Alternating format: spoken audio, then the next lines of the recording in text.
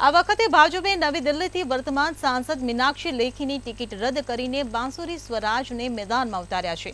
બાંસુરી વ્યવસાયે વકીલ છે અને ભાજપના દિવંગત નેતા સુષ્મા સ્વરાજની પુત્રી છે। ત્યારે નવી દિલ્હીનો માર્ગ તેમના માટે એટલો સરળ નથી, કારણ કે રસ્તામાં ઘણા પડકારો તેમજ તેમની માતાના વારસાને આગળ ધપાવવાનું દબાણ છે। આ વિસ્તાર ભાજપ માટે સુરક્ષિત માનવામાં આવે છે। છેલ્લી 2 વખતથી અહીંથી કમળ ખીલ્યું છે, પરંતુ આ વખતે સંજોગો અલગ છે। આ વખતે આપ અને કોંગ્રેસ ઇન્ડિયા ગઠબંધન હેઠળ સાથે મળીને લડી રહ્યા છે।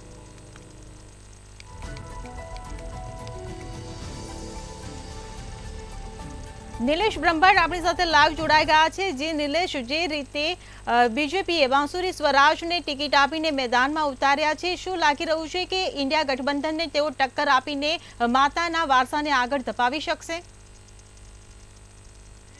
બિલકુલ કહી શકાય કે નવી દિલ્હીની લોકસભાની સીટ પરથી ભારતીય જનતા પાર્ટીએ બાંસુરી સ્વરાજને ઉતાર્યા છે। બાંસુરી સ્વરાજ વ્યવસાય વકીલ છે, તો સાથે સાથે એમના માટે માતાએ જે રાજનીતિના પથ પર જે આગળ વધ્યા હતા એ પથ પર એમને આગળ વધવાની ચુનૌતી પણ છે, કારણ કે એમની માતાએ વિદેશ મંત્રી હોય કે વિપક્ષી નેતા હોય એનામાં ખાસ ભારત દેશના લોકોનો પ્રેમ જીત્યો હતો। એ પ્રેમને બરકરાર રાખવાની જવાબદારી બાંસુરી સ્વરાજની છે અને આ વખતે ચુનૌતી એટલે છે કે નવી દિલ્હીની સીટ પહેલા અટલ બિહારી વાજપેયી, લાલકૃષ્ણ અડવાણી પણ જીત્યા હતા। સાથે સાથે આ સીટ પર 7 વખત લોકસભા કોંગ્રેસ જીત્યું છે। ત્યારે મહત્વની બાબત એ છે કે આ વખતે નવી દિલ્હી લોકસભા સીટ પર બાંસુરી સ્વરાજ લડી રહ્યા છે। એ જ લોકસભા મત વિસ્તારની વિધાનસભા પર અરવિંદ કેજરીવાલ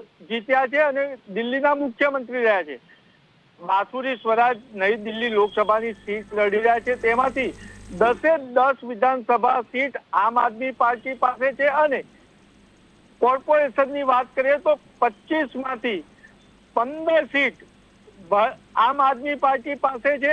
એટલે આમ જોવા જઈએ તો આમ આદમી પાર્ટીનું પલ્લું ભારે છે, કારણ કે આ વખતે આમ આદમી પાર્ટી અને કોંગ્રેસ બે મળીને ભાજપનો સામનો કરી રહી છે। ત્યારે બીજી બાજુ ભારતીય જનતા પાર્ટીએ વર્તમાન સાંસદ મીનાક્ષી લેખીની ટિકિટ કાપી અને બાંસુરી સ્વરાજને ઉતાર્યા છે। બાંસુરી સ્વરાજ છેલ્લા 2.5 મહિનાથી લોકસભા ક્ષેત્રમાં ફરી અને પોતાનો પ્રચાર કરી રહ્યા છે।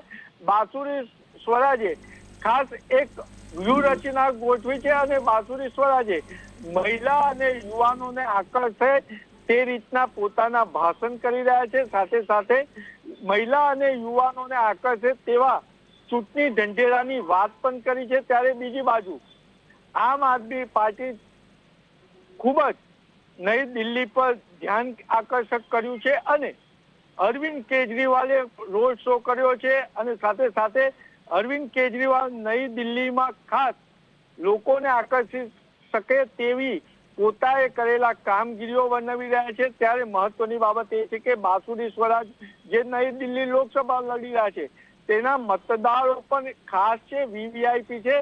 ભારતના રાષ્ટ્રપતિ એ નવી દિલ્હી લોકસભાના મતદાર છે। સાથે સાથે કોંગ્રેસના દિગ્ગજ નેતા સોનિયા ગાંધી અને રાહુલ ગાંધી પણ આ સીટના જ મતદાર છે। એટલે ભારતના તમામ લોકોની નજર આ વખતે નવી દિલ્હી લોકસભા સીટ પર છે। હાલ તો આમ આદમી પાર્ટીનું પલ્લું ભાર લાગે છે, પરંતુ જે રીતના બાંસુરી સ્વરાજ પ્રચાર કરી રહ્યા છે એ રીતના એમનો વિજય આસાન પણ થઈ શકે છે। જી નિલેશ, સમગ્ર માહિતી બદલ આભાર। તો નવી દિલ્હીમાં બાંસુરી સ્વરાજને બીજેપીએ ટિકિટ આપીને મેદાને ઉતાર્યા છે, ત્યારે ઇન્ડિયા ગઠબંધન સામે તેમની સીધી ટક્કર થશે।